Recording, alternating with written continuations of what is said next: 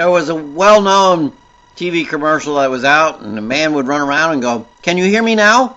Can you hear me now?" Well, Psalm 102 isn't asking if God can hear him, but he is crying out to God for him to be heard. He says, "Hear my prayer, O God. Let the cry of my heart come before you." He is in anguish as he goes through this psalm, and he's crying out to God for God to hear him, because he's going through heartaches and troubles and difficulties. He's saying how he has a hard time eating and a hard time sleeping, and he fears that his enemies are all around him. He says his bones are scorched like the earth. He says there's a curse upon him.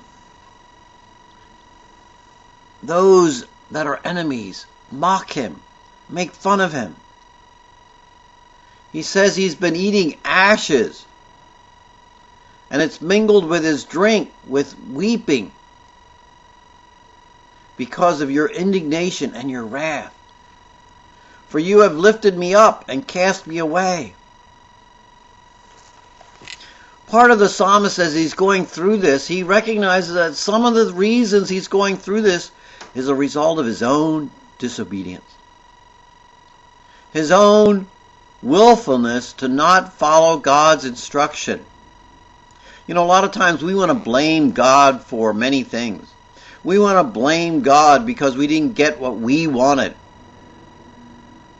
Have you ever thought that God is refining you and changing you? Notice what the psalmist says. He comes to this conclusion.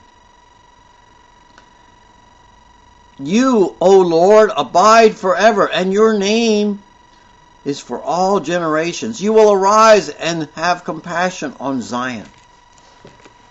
Wow. And that's only partway through the psalm.